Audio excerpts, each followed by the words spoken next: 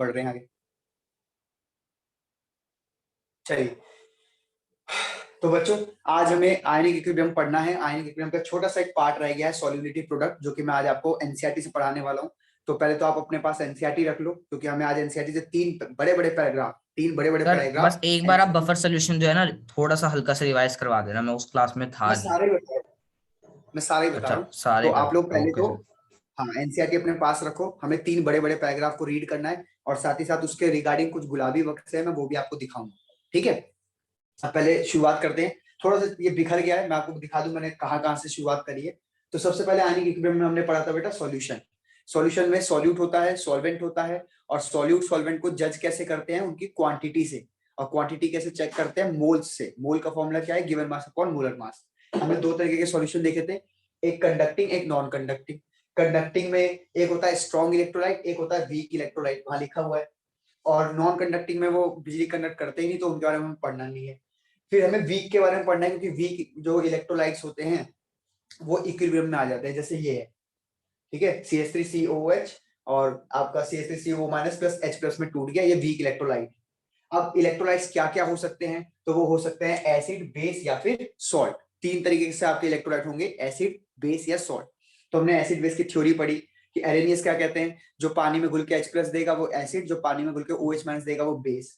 Bronsted क्या कहते हैं, जो H प्लस देगा वो एसिड, जो H प्लस लेगा वो बेस। और फिर यहीं से एक थ्योरी निकली थी एसिड और कॉन्जुगेट बेस, कि अगर एक स्ट्रॉन्ग होगा तो दूसरा जो पेयर है उसका वो वीक होगा, अगर ये वीक होगा तो वो स्ट्रॉन्ग होगा।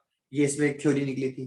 देन लुईस एसिड क्या होता है, जो इलेक्ट्रॉन पेयर ले ले वो लुईस एसिड, जो इलेक्ट्रॉन पेयर दे दे वो लुईस बेस, हमने डिस्कस किया था। इसके बाद फिर आ जाओ आप लोग सीधा यहाँ पे, ionisation of weak acid and base. सीधा इस टॉपिक पे, ये देन सीधा इस टॉपिक पे। बीच के टॉपिक को छोड़ो, बीच के टॉपिक मैंने बाद में भरा है, पहले मैंने यहाँ से शुरुआत करी है ना।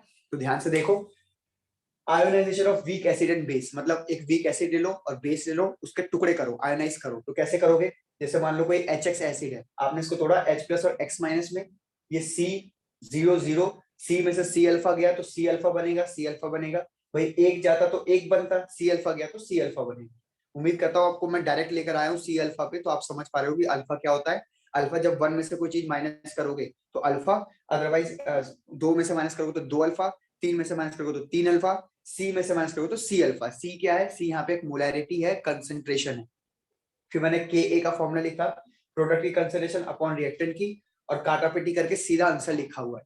देखो सी अल्फा यहाँ लिखोगे, सी अल्फा यहाँ लिखोगे, और ये माइनस सी यहाँ लिखोगे। फिर सी कॉमन लेते थे, काटापीटी करते थे, डायरेक्ट आंसर लिखा है मैंने। फिर आपको पता था कि अल्फा जो है वो वन से बहुत छोटा होता है, तो हम इग्नोर कर देते हैं, और फाइनली फॉर्मूला ये आता है। और इस के ए को क्या बोलते हैं, के ए को बोलते हैं आयोनेशन कांस्टेंट फॉर एसिड, या वीक एसिड भी बोल सकते हैं। सेम काम मैंने सर बेस के साथ। हाँ बेटा। सर वो जो C alpha upon 1 minus alpha लिखा है, उसमें C अल्फा स्क्वायर होगा ना? हाँ बेटा, C square alpha, C common लिया, सी से सी काट दिया, हाँ C alpha square. Sir very मेरे को गुड। एक डाउट है सर इस वाले में। हाँ बताओ। सर ये फॉर्मूला तो ठीक है, जो हमने सी को मतलब हम वही लेते हैं कि यहाँ से अगर हटाया तो वहां पे भी 1 मोल के लिए लेते हैं, मतलब एक तरीके से। तो सर एक केस हमने ऐसा भी किया था, मतलब बुक में एक केस ऐसा भी दिया हुआ है जिसमें सिर्फ -x हटा रहे हैं और फिर +x हो रहा है, मतलब दोनों साइड पे +x+x। बेटा वो ना किताब में लिखा हुआ है उस तरीके से, किताब वाले कंफ्यूज कर रहे हैं, आप लिखोगे वैसे ही। जैसे यहाँ से -x लिखोगे, देखो ऐसे लिखा हुआ है किताब में, देखना किताब में देखो क्या लिखा हुआ है। मैं यही लिख देता हूँ किताब में क्या लिखा है। किताब में लिखा है -C alpha plus C alpha plus C alpha, और फिर यहाँ लिखा है C minus C alpha, C alpha, C alpha, ऐसे लिखा हुआ है। तो ये बीच की लाइन वो लोग फालतू में कंफ्यूज करने के लिए दे रहे हैं, नहीं कि सर, उधर से नहीं ये नहीं -x लिखा। दिया तो इधर प्लस। सर इसमें ये लिखा है कि अगर हम H जैसे H माइनस है, तो उस वाले में वो -x दे रहा है, और इक्विलिब्रियम के बाद उनकी जो कंसंट्रेशन बन रही है वो ऐसे बन रही है 0.05 -x, फिर x, फिर 0.05 +x।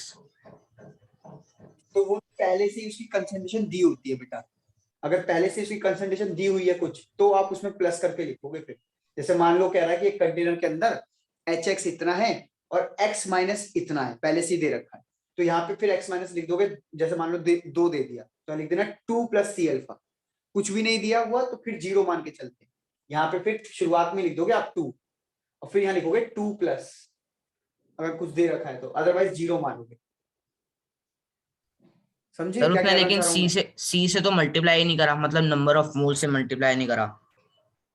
आप मुझे भेजना कौन सा क्वेश्चन है, या मैं अभी देख लूंगा तब मुझे दिखाना, अभी जब मैं खत्म ओके कर सर। लूँ फिर मुझे बताना कौन सा है, तब हम ज्यादा अच्छे से बता पाएंगे, ऐसे पता नहीं कौन सा हवा में चल रहा है, आप कौन सा कह रहे हो मैं कौन सा कह रहा हूँ पता नहीं चल रहा है ना। एक मिनट को, चैट में भी कुछ है क्या है देखूं, सर 2-3 डाउन डाउन एक थर्मो, ठीक है कुंजुम, अभी ये खत्म करते हैं फिर आप मुझसे पूछ लेना। चलो आगे बढ़ते हैं। तो ये था के ए और ये था के बी। यहाँ पे के ए क्या है, आयनिएशन कांस्टेंट फॉर एसिड, और के बी जो है वो क्या है, आयनिएशन कांस्टेंट फॉर बेस। है इक्विलिब्रियम कांस्टेंट ही, बस नाम बदल दिया इसका। क्लियर। फिर मैंने रिलेशन बिटवीन के एंड के बी ये करके दिखाया था कि के और के बी को मल्टीप्लाई करो, के डब्ल्यू आता है, के डब्ल्यू 10⁻⁻14 रहता है एट 25 डिग्री सेल्सियस। और ध्यान रखना जैसे जैसे टेम्परेचर बढ़ाओगे वैसे वैसे इसकी वैल्यू और ज्यादा बड़ी होती जाएगी, मतलब -13, -12, -11, -10 हो जाएगा अगर आप टेम्परेचर 50, 100, 200, 300 करते हो तो अभी एक बच्चे ने, पता नहीं किसने मुझे क्वेश्चन भेजा था जिसमें सर मैंने कहा पूछा था, था। दृष्टि ने भेजा था कि 10⁻⁻14 है 25 डिग्री पे, और हमने तापमान 80-100 कर दिया, तो बताओ के डब्ल्यू की 90 वैल्यू क्या डिग्री। होगी। हाँ, तो सारे के सारे ऑप्शंस में हम -15, -19, -20, जिसमें -13 हो, -12 हो, -11 हो, वो ऑप्शन ठीक होगा, ध्यान रखना। ठीक है बेटा। Okay sir. अब इसी का अगर हम लॉग ले लेते हैं तो ये पी के ए, ये पी के बी और ये पी के डब्ल्यू, इन तीनों को मतलब दोनों को जोड़ के पी के डब्ल्यू बनता है, और पी के डब्ल्यू 14 होता है, यहीं से डिराइव कर लिया था। सर फिर अगला टॉपिक है बेटा। हाँ बेटा। सर उस पी का मतलब क्या होता है? बेटा ये एक बस फंक्शन है, ये कुछ ऐसा है, मैं कहाँ पे यहाँ लिख रहा हूँ देखो, ये कुछ ऐसा फंक्शन है कि अगर जैसे आप किसी का माइनस लॉग ले लेते हैं ऐसे, ये माइनस लॉग एक्स, तो इसको आप पी एक्स लिखोगे। एक तरीका मैथमेटिकल फंक्शन है कि अगर आपने लिखा माइनस लॉग वाई तो फिर आप लिखोगे पी वाई, इस तरीके से रिप्रेजेंट कर सकते हैं। तो अगर मैं यहाँ लिख दूं एच प्लस, तो आप यहाँ क्या लिखोगे एच, मैं यहाँ लिख दूं ओ एच माइनस, तो आप यहाँ क्या लिखोगे POH, इस तरीके से होता है। ठीक है। ओके, इसके बाद आगे बढ़ते हैं। तो पीएच का ये फॉर्मूला था, फिर हमने इसमें कुछ क्वेश्चंस भी करे थे। Then ionisation constant and ionic product of water, याद करो KW इसके बराबर आता है जो कि होता है 10⁻⁻14, ये एक्सपेरिमेंटल फाउंड था। फिर यहाँ पे पता चला था कि H प्लस जो है 10⁻⁷ है और ये भी 10⁻⁷ है ना, इतना हमने कर लिया था। फिर इसी में अब एसिड में मैं डाई पॉली एसिड या डाई पॉली एसिडिक बेस कराता हूँ, जैसे मान लीजिए H3PO4 है, तो ये अपने अंदर से 3 बार H प्लस निकाल सकता है। तो पहली बार निकाला तो Ka1, दूसरी बार निकाला तो Ka2, और तीसरी बार निकाला ये 2 माइनस आएगा, और तीसरी बार निकाला तो Ka3। आराम से देख लीजिए, Ka1 ज्यादा आता था, Ka2 कम, और Ka3 और कम आता था। कारण ये था कि कोई चीज पहले से ही माइनस में है ना, ये 2 माइनस होगा। कोई चीज पहले से ही माइनस में है, आप उसमें से H प्लस नहीं निकाल सकते हो, तो Ka3 की वैल्यू और छोटी हो जाएगी। ये हमने डिस्कस किया था, आराम से आप देख लीजिए। इसके बाद ये टॉपिक है factors affecting strength of acid. Acid किस चीज पे डिपेंड करता है कि कौन ज्यादा अच्छा एसिड होगा। तो एसिड वो जो अपने अंदर से H प्लस जल्दी दे दे। H प्लस देने के लिए 2 कंडीशन है, एक तो बॉन्ड उसका कितना मजबूत है, और बॉन्ड में पोलैरिटी कितनी है। अगर कोई चीज नेगेटिव पॉजिटिव है ही नहीं तो वो H प्लस बन के कैसे बाहर निकलेगा। Cl को माइनस बनना पड़ेगा तभी तो H प्लस बन के बाहर होगा। अब Cl अगर माइनस ही ना बने तो H प्लस कैसे बन जाएगा, और फिर प्लस ही नहीं बनेगा तो बाहर कैसे निकल जाएगा। इसीलिए बॉन्ड में पोलैरिटी होनी चाहिए और स्ट्रेंथ कमजोर होना चाहिए। बहुत ज्यादा बॉन्ड लेंथ होगी तो जल्दी H प्लस बाहर, छोटा सा बॉन्ड लेंथ होगा तो H प्लस को निकलने में दिक्कत होगी। तो ये दोनों हमने फैक्टर पढ़ा दिए थे, आपको एनसीईआरटी से इसको पढ़ना था। ये एनसीईआरटी में बकायदा पूरी हेडिंग है, और जो बात मैंने बोली है वो एज इट इज है, मैंने पढ़ाया भी होगा शायद। ठीक है ठीक। इसके बाद टॉपिक सारे कवर हो गए ऊपर से। हाँ, अब इसका टॉपिक था common ion effect. Common ion effect में क्या था कि कोई जो कॉमन आयन आप डाल देते हो उसकी वजह से जो पहले से वो वीक है इलेक्ट्रोलाइट, वो और ज्यादा पीछे सप्रेशन में चला जाता है, पीछे और ज्यादा अनडिसोसिएटेड हो जाता है, उसका डिसोसिएशन सप्रेस्ड हो जाता है। ये कॉमन आयन इफेक्ट था। इसके कुछ न्यूमेरिकल्स हैं, वो प्लीज आप एक बार ट्राई करिए, नहीं होता तो हम उसको भी करेंगे।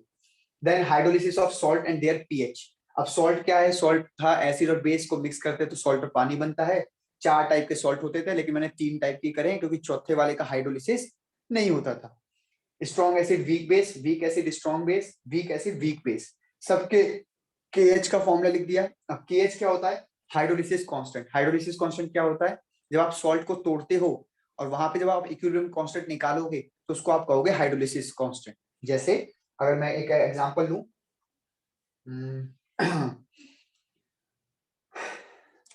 जैसे हम इसको तोड़ें, CH3 COO Na, तो Na जो है वो तो स्ट्रॉन्ग बेस से आया NaOH से, और CH3 COO जो आया हुआ है ये आपका वीक एसिड से आया हुआ है, तो वीक एसिड स्ट्रॉन्ग बेस। अब यहाँ आप इसे तोड़ोगे तो पूरा टूट जाएगा, ये तो पूरा टूटेगा क्योंकि ये स्ट्रॉन्ग है पोर्शन, पर ये साथ साथ यहाँ पे आपका, एक मिनट इसे बड़ा करके लिख दें, ये रुको इसको थोड़ा और अभी एक्सप्लेन करते हैं, फिर मैं फॉर्मूला बता दूं फिर एक्सप्लेन करेंगे इसको। KH का फॉर्मूला था KW/KB। KB क्या है, यहाँ पे KB हम बता चुके हैं, और फिर KH का फॉर्मूला KW/KA। KA ये रहा, KW 10⁻⁻14 रखोगे, और अगर वीक एसिड वीक बेस होगा तो KH = KW/KA/KB। तीनों के पीएच के फॉर्मूले लिखे हुए, आराम से चेक करो, थोड़ा सा भिच्चम भिच्ची है, लेकिन इससे पहले वाली क्लास में हमने खूब बड़े बड़े करके फॉर्मूले लिखे थे, और डेरिवेशन नहीं करके दिखाया था मुझे याद है, लेकिन मैंने कहा था डायरेक्ट फॉर्मूला याद कर लो, क्योंकि किताब में सिर्फ ये वाला है, किताब में बाकी ऊपर के 2 केसेस नहीं है, तो आप हल्का हल्का सा देख लो बस, इतना न्यूमेरिकल में इसमें लेना देना नहीं। इसके बाद बफर सॉल्यूशन क्या था, तो बफर सॉल्यूशन एक ऐसा सॉल्यूशन है जो अपना पीएच चेंज नहीं होने देगा। मान लीजिए कि ये कटोरी में मैंने बफर सॉल्यूशन रखा हुआ है, और लेट से ये बफर सॉल्यूशन है एसिडिक बफर। 2 बफर होते हैं, एक एसिडिक एक बेसिक, वैसे 4 होते हैं पर हमने 2 पढ़ने थे। ये एसिडिक बफर है, आप इसमें थोड़ा सा H+ डाल दो तो आपको इसका पीएच बढ़ता हुआ दिखना चाहिए था, नहीं बढ़ेगा। आप इसमें थोड़ा OH- डाल दो तो आपको इसका पीएच गिरता हुआ नजर आना चाहिए था, नहीं होगा। तो ये है एसिडिक बफर जो अपना पीएच को मेंटेन कर सकता है।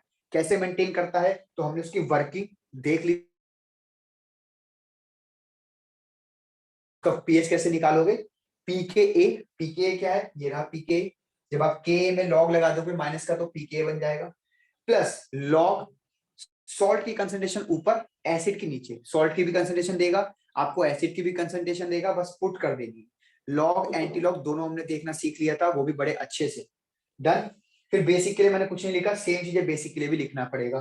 Then solubility equilibrium, solubility product, और common ion effect on solubility. ये 3 टॉपिक मैं अभी आपको एनसीईआरटी से पढ़ा देता हूँ, और फिर इसको फिनिश करते हैं चैप्टर को। आप इसका एक बार स्क्रीनशॉट ले लो, और कोशिश करो बच्चों कि आप भी ऐसा बना पाओ, और सारे गुलाबी बक्से करना शुरू कर दो आयनिक इक्विलिब्रियम के भी।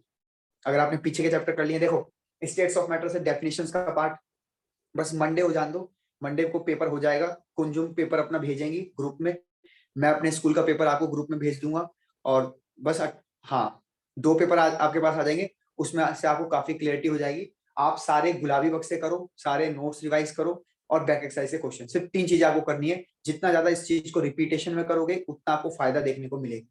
पेपर कितना ही बाहर से आ जाए, मात्र 2 या 3 क्वेश्चन ऐसे होंगे जो बाहर से होते हैं, बाहर से in the sense value change कर दी या कॉन्सेप्ट घुमा दिया, बाकी सारा एज इट इज एनसीईआरटी का उठ के आए। तो जितनी बार एनसीईआरटी को रिवाइज करोगे क्वेश्चंस के फॉर्म में, उतना आपका फायदा है। और एस ब्लॉक पी ब्लॉक के लिए तो आप एनसीईआरटी रीड करो, जितना रीड करोगे उतना फायदा है। कल संडे है, कल को हम एस ब्लॉक की क्लास रखेंगे, और साथ ही साथ इसके डाउट्स की क्लास रखेंगे। मैं इसमें गुलाबी बक्से और बैक एक्सरसाइज से कुछ क्वेश्चंस कराऊंगा, ज्यादा तो नहीं कराऊंगा, 4-5 गुलाबी बक्से करेंगे, 4-5 बैक एक्सरसाइज करेंगे, उससे काफी आइडिया आपको लग जाएगा, आप कर लेना बाकी के क्वेश्चंस खुद ही। ठीक, अब एक काम करो, आप लोग इसका स्क्रीनशॉट लो, फिर मैं आगे बढ़।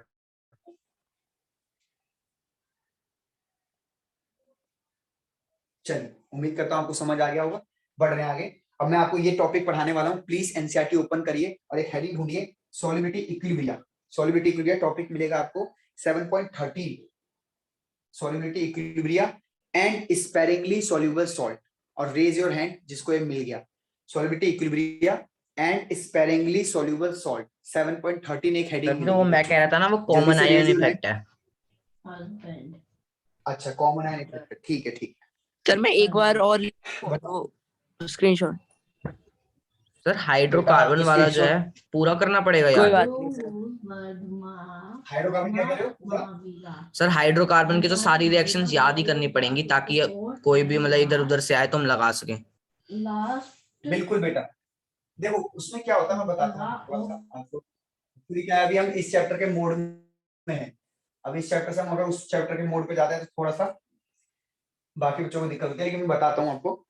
आप उसमें अगर ये याद कर पा रहे हो कि क्या लेने से क्या बन रहा है, तो आप फायदे में रहोगे ऑर्गेनिक में। क्योंकि ऑर्गेनिक में क्या होता है, जब रिएक्शन सामने आती है ना, तो आपको ये देखना होता है कि क्या लिया है और क्या बना है। मान लो कि इधर एल्केन बना है, इधर एल्कीन है।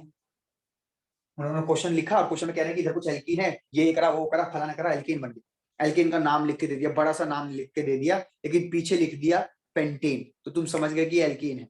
यहाँ पे बड़ा सा नाम लिख के दिया 3 मिथाइल 4 क्लोरो पेंटीन, तो तुम समझ गए कि पेंटीन। तो तुम्हारे दिमाग में दौड़ना चाहिए, ये दौड़ना चाहिए दिमाग में कि यार कौन सी ऐसी रिएक्शन है जिसमें एल्कीन से एल्केन जाता है, ये आपको पकड़ में आना चाहिए। तो ऑर्गेनिक में जितनी ऐसी रिएक्शंस हैं कि यहाँ क्या था यहाँ क्या था, अगर ये आपके दिमाग में है तो आप जल्दी रिएक्शंस को कर सकते हो। अगर वैसे पढ़ के जा रहे हो सिर्फ कि एल्केन की रिएक्शंस 4 हैं, वो 4 प्रिपरेशन कर ली, 7 केमिकल प्रॉपर्टीज कर ली, एल्कीन की कर ली, फंस जाओगे, नहीं हो पाएगा। एक भी क्वेश्चन नहीं सॉल्व कर पाओगे अगर ऐसे जाओगे। इसे मैं कह रहा हूँ पहले सारे गुलाबी बक्से से करो, सारे बैक एक्सरसाइज करो, ताकि उसमें तुम्हारा दिमाग लड़े बिना आंसर्स देखे। देन हम कुछ करेंगे, हाइड्रोकार्बन के कुछ क्वेश्चंस करेंगे, आपको सोचने की कैपेबिलिटी कैसे बढ़ानी है वो करवाएंगे, और उतने में काम बन जाएगा। अगर आप पहले गुलाबी बक्से बैक एक्सरसाइज करोगे तो आपको जरूरत नहीं है अलग से। ठीक, चलो। तो सबने हेडिंग ढूंढ लिया, solubility, equilibria and sparingly soluble salt, है ना। 6 बच्चों ने रेज हैंड कर दिया है, बाकी बच्चों ने नहीं करा, प्लीज जल्दी ढूंढो solubility equilibria of sparingly soluble salt. Sir एक बार हाइड्रोकार्बन की डाउट क्लास ले लीजिए। ओके, डाउट उसमें क्या डाउट होगा रिमझिम, क्या डाउट है उसमें? मुझे तो लगता नहीं इसमें कोई डाउट है। वो क्वेश्चन आपको नहीं आता वो अलग बात है।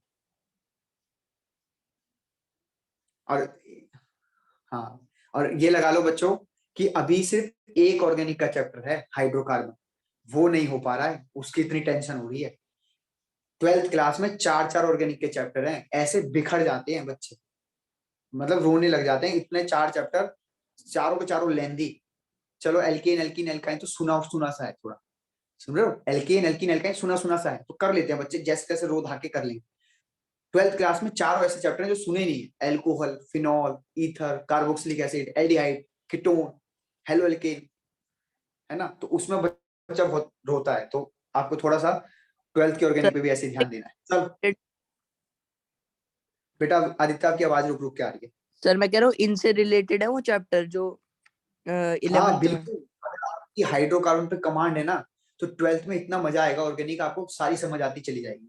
अगर आपका जीओसी वीक निकला, आपको इंडक्टिव इफेक्ट समझ ही नहीं आता, आपको रेजोनेंस समझ ही नहीं आ रहा, आपको नेमिंग नहीं आती, तो भाई साहब 12th की ऑर्गेनिक आपको बहुत भारी पड़ेगी, बहुत भारी। एक होता है भारी, एक होता है बहुत भारी, आपको बहुत भारी पड़ेगा। मैं डरा नहीं रहा हूँ, समझा रहा हूँ। करने वाले रट्टा मार के कर देते हैं, वो एक अलग चीज होगी, ठीक है, लेकिन अगर समझने वाली बात है तो भाई साहब फिर दिक्कत। सॉल्युबिलिटी इक्विलिब्रिया, प्रियोरिटी के लिए माफ करना, जल्दी जल्दी लिख रहा हूँ, ऑफ स्पेरिंगली सोल्यूबल सॉल्ट। चलो, अब बेटा मैं ऊपर नीचे की फालतू की बातें नहीं कर रहा, मैं आपको वो सेंटेंस बताऊंगा जो एनसीईआरटी में लिखा हुआ है। तो एनसीईआरटी के हिसाब से चलते हैं, है ना। एक बार मैं आपके हैंड्स जो है लोअर कर दूं। अब सुनिए ध्यान से, सबने हेडिंग ढूंढ रखी है, देखो इसमें क्या बोला गया। एक आयनिक सॉलिड का सॉल्ट ले लो, आयनिक सॉलिड का सॉल्ट मतलब NaCl ले लिया, इसमें आयनिक बॉन्ड है, ठीक है, सॉल्ट आपने ले लिया। क्या सर आयनिक वाले होते हैं, कोवेलेंट वाले नहीं होते? होते होंगे, पर इन्होंने आयनिक के लिए बोला है तो हमने आयनिक का ध्यान। अब जब आप इसे तोड़ोगे बेटा, तो तोड़ने के लिए भाई आपको याद होना चाहिए, पानी लोगे, क्योंकि यहाँ पे तो आयनिक बॉन्ड है ऐसे करके, ये तो अलग तो होगा नहीं खुद से। पानी के पास एक प्रॉपर्टी थी, डाइलेक्ट्रिक प्रॉपर्टी, जिसकी वजह से, जिसे हम हिंदी में चुगलीखोर प्रॉपर्टी कहते हैं, इसे तोड़ेगा, अलग कर देगा, Na+ और Cl-। अब मेरी बात ध्यान से सुनना आप, कोई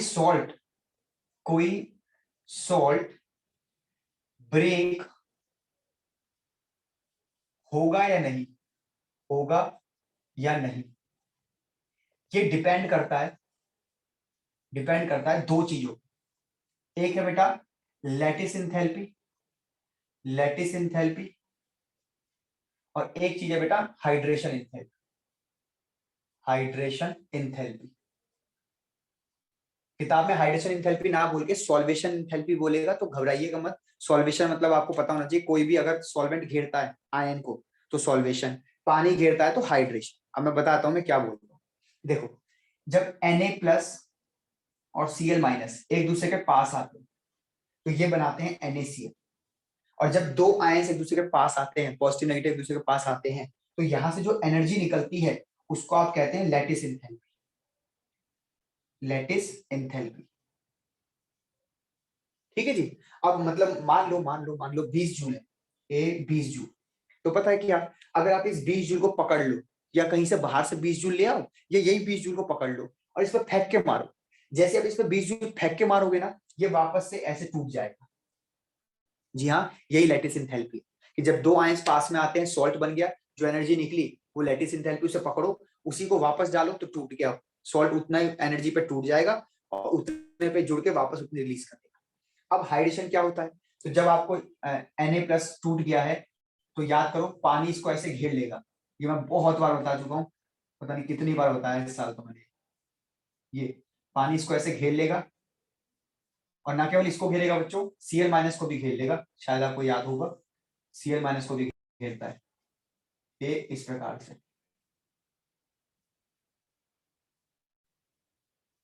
ठीक है। और अब आपको याद है कि यहां से जब घेरता है तो एक एनर्जी रिलीज होती है जिसको हम कहते हैं हाइड्रेशन इंथैल्पी, है ना। मान लो हाइड्रेशन इंथैल्पी निकल गई लेट्स से 40 जूल। ठीक है, दोनों की मिला के कह रहा हूँ, इसकी 40 जूल।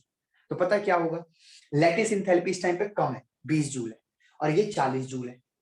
मतलब आपको तोड़ने के लिए 20 जूल चाहिए, और जैसे आप इसमें 20 जूल लगाओगे 40 जूल बाहर निकलेगा। आपने क्या करा, एक बीकर लिया और बीकर में आपने 20 जूल फेंक के मारा, जैसे आपने 20 जूल फेंक के मारा, बाहर कितना निकल गया, 40 जूल। ये क्या है, लैटिस इंथैल्पी। ये क्या है, हाइड्रेशन इंथैल्पी। मैं पूछूं ओवरऑल क्या हुआ, ओवरऑल मॉलिक्यूल्स की एनर्जी डाउन हो गई या अप हो गई, तो क्या बोलोगे बच्चों, बताओ। डाउन। डाउन हो गई। ये एक्सोथर्मिक रिएक्शन में काउंट होगी या एंडोथर्मिक में काउंट होगी। एंडोथर्मिक में, एह, वेदांत। सॉरी एक्सोथर्मिक में, हाँ सॉरी सर बाहर जाइए। एक्सोथर्मिक। एक्सोथर्मिक, 20 डाला 40 निकला। तो बच्चों ये प्रोसेस हो जाएगा हाँ या ना, थर्मो के हिसाब से यस सर। हो जाएगा ना, बस यही है। तो जब आप अभी पढ़ने जाओगे तो इसमें यही सब लिखा हुआ है कि अगर लैटिस इंथैल्पी कम है, हाइड्रेशन ज्यादा होगा, तो ये प्रोसेस हो जाएगा। मान लो लैटिस इंथैल्पी है 100 जूल, कि तुम्हें 100 जूल फेंकोगे तब टूटेगा, और अगर मान लो टूट गया तो सॉल्वेशन से निकल रहा है 50 जूल, तो सॉल्ट कभी नहीं टूटेगा। सॉल्ट को पता है कि अगर मैं टूटा तो भाई साहब 50 जूल ही निकाल पाऊंगा, और अभी मैं 100 जूल निकाल के आया हूं अपनी लैटिस इंथैल्पी से। तो मुझे तोड़ने के लिए 100 दोगे तब जाके मैं 40 निकालूंगा, फायदा नहीं है। 60 जूल मेरे अंदर ही रह जाएगा, और अगर एनर्जी अंदर ही रह गई तो हाईली अनस्टेबल। तो उम्मीद करता हूं आपको ये टॉपिक समझ आया। आपके पास 3 से 4 मिनट का टाइम है, इस टॉपिक को पढ़ो एनसीईआरटी से, और फिर मुझे रेज हैंड करके बताओ कि आपको समझ आया कि नहीं। 2 वर्ड और मिलेंगे। एक वर्ड मिलेगा स्पेरिंगली सोल्यूबल, स्पेरिंगली सोल्यूबल मतलब कम घुलता है, और एक वर्ड मिलेगा खाली सोल्यूबल, सोल्यूबल मतलब पूरा घुल जाता है ना। तो 2 वर्ड मिलेंगे, ध्यान रखना। 5 मिनट है, जल्दी पढ़िए, मैं पानी पी के आ रहा हूं।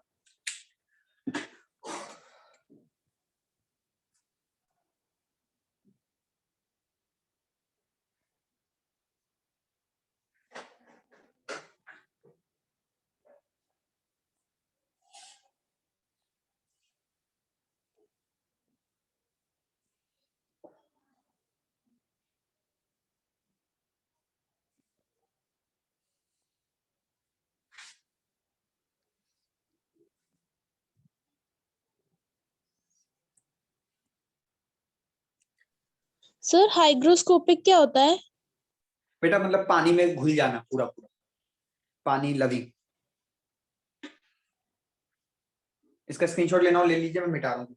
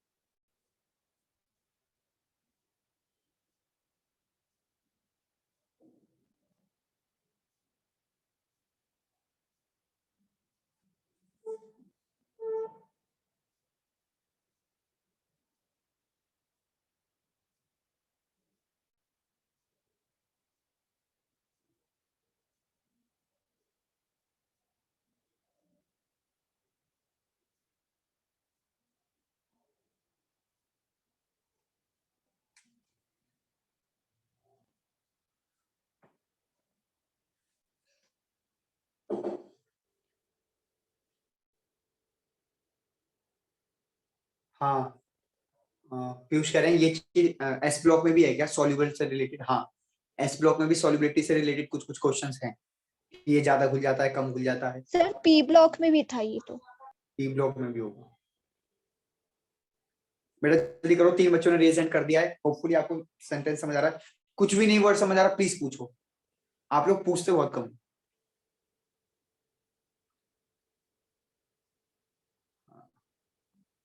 हाँ पीयूष सही कह रहे हो। चलो वेरी गुड, 8 बच्चों ने रेज हैंड कर दिया। कौन है वो बच्चा? वेदांत ने नहीं करा। वेदांत नहीं पढ़ा बेटा आपने अब तक? नहीं सर। ठीक है। अब बेटा आप लोगों की फीस पता नहीं आई है कि नहीं आई है, फरवरी है। अब देखो मेरे को नुकसान मत करवाना, ठीक है? फरवरी एक ऐसा महीना होता है जिस टाइम मेरे दिल की धड़कनें बहुत ऊपर होती हैं। क्यों? कम से कम इसमें 25, 30, 40 हजार तक का हमें नुकसान होता है। क्योंकि क्या है कि फरवरी में बच्चा क्या करता है, 7-8 दिन आया, 12 दिन आया, 10 दिन आया, 9 दिन, वो मैटर नहीं करता कितने भी दिन आए, कोर्स तो पूरा हो गया ना आपका, रिवीजन आपका हो गया, एक्स्ट्रा क्लास बीच में मिल गई, सब कुछ हो गया, तो फरवरी की फीस भी आपको पे करनी है। ठीक है? बच्चा क्या करता है, फरवरी पूरा अटेंड कर लेता है, फिर गोली, फिर 2-3 महीने बाद 12th में आ जाएगा, सर ले लो सर, ले लो सर, पढ़ा दो सर। फिर हम भी कहते हैं चल ठीक है पढ़। तो थोड़ा ध्यान रखो, नुकसान ना करवाओ फरवरी का। जिसकी फीस नहीं आई है घर में बात करो कि जी हमारे गुरुजी की फीस पेमेंट कर दीजिए, और फिर करवाइए उसे। ठीक है? चलो अगली हेडिंग है सॉलिडिटी प्रोडक्ट। अब इसको ध्यान से देखो, ये पूरा का पूरा टॉपिक आपको पहले से ही आता है, बस नाम बदल दिए इन्होंने, काम वही है सारे के सारे। ध्यान से सुनना। एक सॉल्ट ले लिया BaSO4, ठीक है? ये बोर्ड थोड़ा टेढ़ा लग रहा है, थोड़ा सा टेढ़ा हो गया ना, कोई बात नहीं, सही है, एडजस्ट कर रहे हो? ठीक है, यस सर। ओके। अब हम एक दो साल में डिजिटल बोर्ड लगा लेंगे यहाँ पे तुम लोगों के पैसे से, ठीक है? 2-3 लाख का सेटअप है पूरा डिजिटल बोर्ड वाला, उससे समय बहुत बचता है। पीपीटी उसमें तैयार करी, पीपीटी से बस यूं करता रहा, स्लाइड चलती रहेंगी, आपको बस बहुत कम लिखना पड़ता है। लेकिन वो उसमें इतना मजा भी नहीं है, मतलब हैबिचुअल ना हमें ना आप उसके, आप हैबिचुअल हो, थोड़ा सा समय बचाने वाली बात हो जाती है बस। देखो ये आपके पास एक सॉल्ट है, आपने इसको पानी के साथ, मैंने यहाँ पानी लिखा नहीं है, पानी की प्रेजेंस में आपने इसको तोड़ दिया। जब आप तोड़ दोगे, मैं कहूँ बेटा इसका इक्विलिब्रियम कांस्टेंट लिख के दिखाओ, तो आप कहोगे सर K = Ba2+ की कंसंट्रेशन, SO4 2- की कंसंट्रेशन अपॉन में BaSO4 सॉलिड। ये सॉलिड है ना, ये सॉलिड है, ये एक्वस हो गया और ये भी एक्वस हो गया। अब आपको याद है कि सॉलिड की कंसंट्रेशन तो लिखते नहीं थे हम, तो आप क्या करोगे कि BaSO4 को यहाँ ले जाओगे मल्टीप्लाई कराने, मतलब लिखो चाहे ना लिखो एक ही बात है बेटा, ये Ba आप यहाँ लिखो चाहे ना लिखो एक ही बात है, ठीक है? अब बेटा इसी चीज को ये लोग कहते हैं KSP। क्या होता है KSP बताते हैं, फुल फॉर्म इसकी, इसको कहते हैं बेटा ये लोग सॉल्युबिलिटी प्रोडक्ट, ये इसको ये कहते हैं सॉल्युबिलिटी प्रोडक्ट। ठीक है? आराम से आप देख लो, पर ये नया नाम हो गया इसका, सॉल्युबिलिटी प्रोडक्ट नाम हो गया। कब यूज करना है? जब आपका सॉल्ट वगैरह हो, उसको तोड़ रहे हैं, तो उसके प्रेजेंस में आपको ये वर्ड यूज करना है।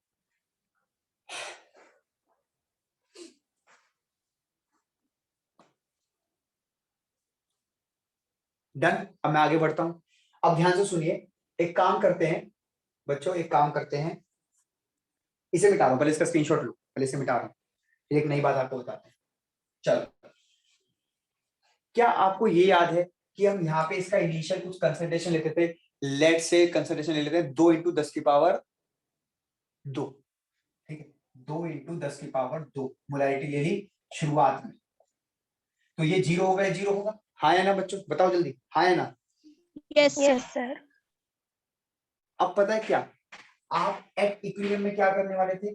आप कहोगे सर इक्विलिब्रियम में ना कुछ चीज माइनस हो जाएगी इसमें से, तो अब वो कुछ चीज को आप लिखते थे X, अगर आपको याद हो, और आयनिक में आप लिखते थे C-अल्फा। अगर एक लिखा हो, मान लो यहाँ एक लिखा है, तो अल्फा लिखोगे, पर अगर मान लो यहाँ 2 लिखते तो 2 अल्फा लिखते थे, है यस ना? सर। बोलो हाँ है ना, हाँ है ना? अब बस, अब पता है क्या करो, अब आप इसको एक्स मत लिखो, अब आप इसको लिखो एस मतलब सॉल्युबिलिटी, कितना वो टूट गया, और टूट के वो यहाँ आ गया, मतलब वो घुल गया। फिर से बोलता हूं,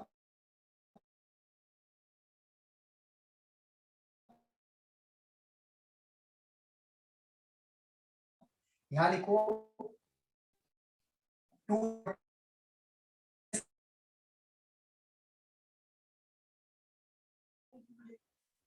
ठीक। अब जरा वैल्यूज पुट करो तो आप कहोगे सर KSP बराबर होगा S स्क्वायर अपॉन में 2 इंटू 10 की पावर माइनस 2 इंटू 10 की पावर 2 माइनस S, ठीक है। और मतलब सॉरी, ये तो आप रखोगे नहीं, ये चीज तो आप रखोगे नहीं क्योंकि ये सॉलिड है ना, ये तो सॉलिड है, ये तो आप यहाँ रखोगे नहीं। तो आपको पता है क्या करेगा, आपको KSP की वैल्यू दे देगा और आपको ये फाइंड करने को कहेगा। इसका एक नाम और है, ये ना कहे कि इसको एक नाम और कहेगा मोलर सॉल्युबिलिटी। तो आप ध्यान रखना बेटा, मोलर सॉल्युबिलिटी बोले या खाली सॉल्युबिलिटी बोले, आपको S निकालना है, S। और S जब ही निकाल सकते हो जब KSP दिया हो, KSP जरूर देगा तभी S निकाल सकते हो, ठीक। अच्छा, ये तो जब सॉल्ट था, जब ये एक एक बन रहा था। मान लो एक ऐसा सॉल्ट ले लेता हूं मैं, किताब पे देख देता हूँ, किताब पे आपको बता देता हूँ कोई ऐसा एग्जांपल जो ये सॉल्ट ले लिया, ठीक। अब इसको जरा तोड़ना, ध्यान से देखो इसको कैसे तोड़ोगे, इसका इक्विलिब्रियम बनाओ।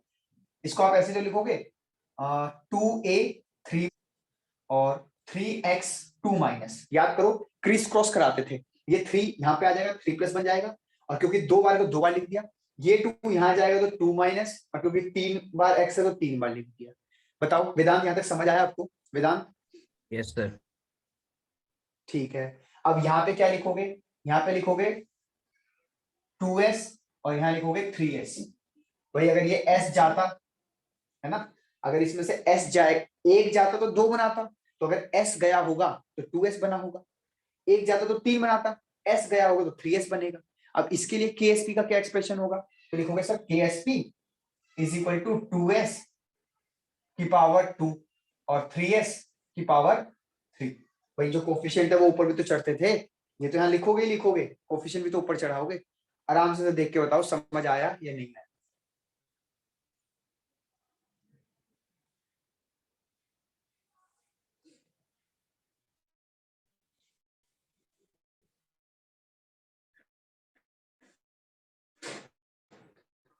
बोलो आया सर बेटा?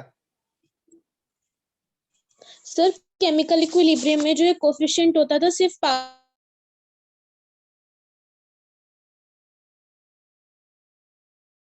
गलत, गलत। केमिकल में भी यहाँ आता होगा और पावर में भी जाता होगा, गलत बात। आप जाके कोई क्वेश्चन देखो, मैं करा देता हूँ। ये लो, ये रिमझिम तुम पूछ रही हो गया, रिमझिम तुमने ये बात वहां भी कही थी ऑफलाइन, और ऑफलाइन में भी मैंने तुम्हें चीज दिखाई थी, तुम ही हो ना? सर। हाँ तो, तो तुम्हें मैंने करा दिया था वहां भी, ये चीज बताई तो थी, तुमने देख के कहा भी था कि हाँ सर हो जाता है।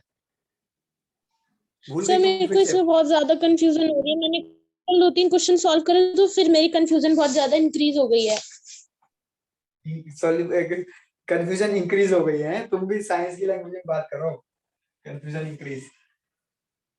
चलो मैं कुछ दिखाता हूँ, कोई रिएक्शन बोलो, केमिकल इक्विलिब्रियम की कोई रिएक्शन तो बोलो। मैं तो केमिकल इक्विलिब्रियम भूल भी गया कि कौन सी रिएक्शन कौन सी लेती, आयनिक की है। बोलो। सर ये एंड होने सर वाली ए है। बी वाला ले लीजिए।